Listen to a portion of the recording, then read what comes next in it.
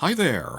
This is a very quick update or postscript add-on to another report I already made, because set spies for House of the Dragon Season 3 are now confirming that Aegon's dragon Sunfyre is still alive and will return as he did in the book. This is another update from reliable source House of the Dragons over on Twitter, who is in turn in contact with the set spies sending in photos.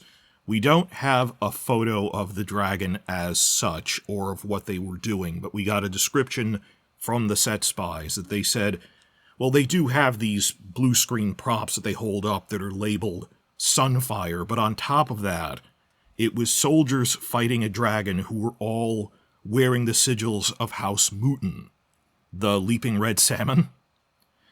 And this is exactly what I guessed in a report a week ago, that I did this report on. We got great spy photos of the Blacks' full army camp at Tumbleton, which would be at the end of Season 3. So analyzing all the heraldry that you can see on shields and banners, I noticed House Mooton is conspicuously absent from this. And that gave me hope, because in the book it's the Mootons, because they're right next to Rook's Rest. They're sent to go retake the castle, and they stumble on Sunfyre, who it turns out has been healing and he's still alive. He kills like 60 men, then flies away. So I already covered this, and I realized I'm backlogged with other reports, and the one I already made was really good in terms of the animation I put in, the info.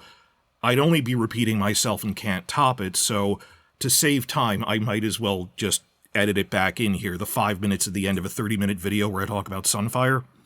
So this is just the intro. Yay, Sunfyre is alive. They didn't change that.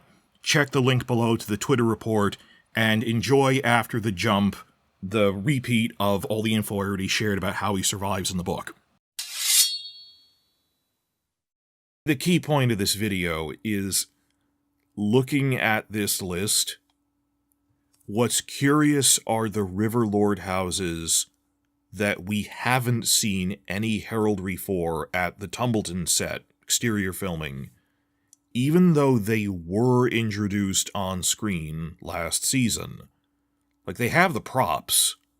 Why aren't we seeing any of them? That they went to the effort of making all these prop shields and banners, we know they exist.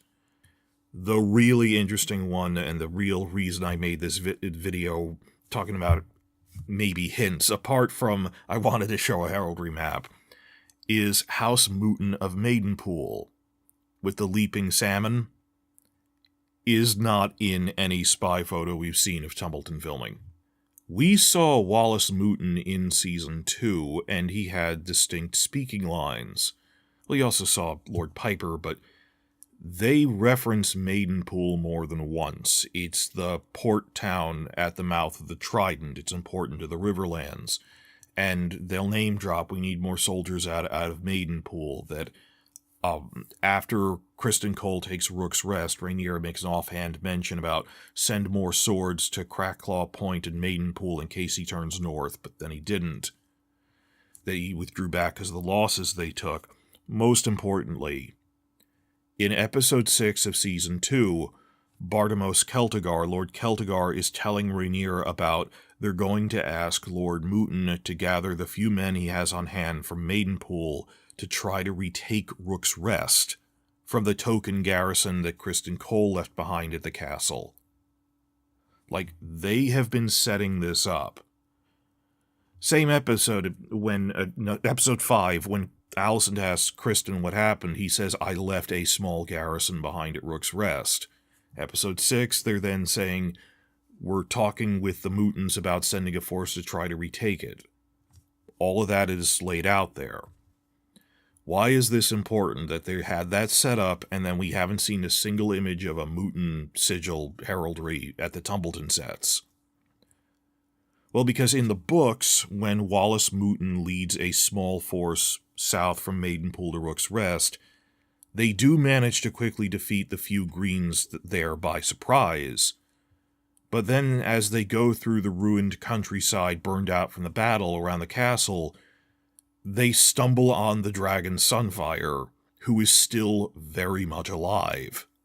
I mean, he was badly injured, but he was slowly recovering on the ground for months, eating the dead, and after that the garrison would feed him. But dragons are tough. They're not really hurt that much by the flames of other dragons, and even Tooth and Claw can't really get deep enough to hurt vital organs. That the worst damage you get is from snapping bones, like Vhagar killed Meleys by snapping her neck.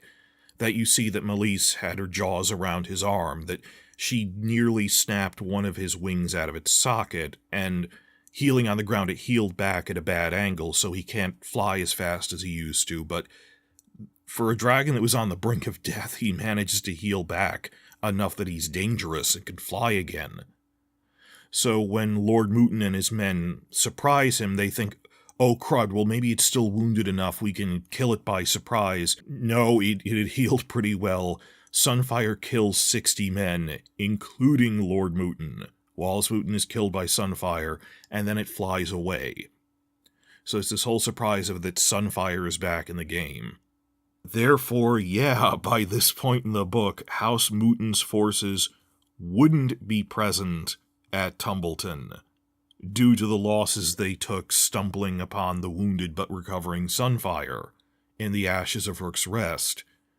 That they were both physically absent and then they died, that they lost a lot of their men there. So looking at these spy photos, it is the cause for cautious optimism that the Mootons are notable for their absence from Tumbleton, because they're dealing with Sunfyre, or they should be. So is this a hint through their absence that the Mootons are off dealing with the return of Sunfyre? Couldn't hurt. Couldn't hurt.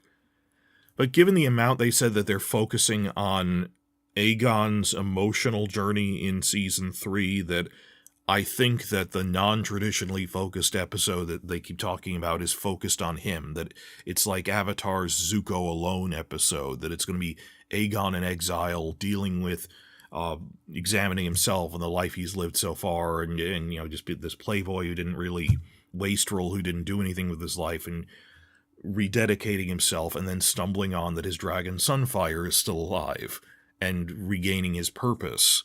That's what we're hoping.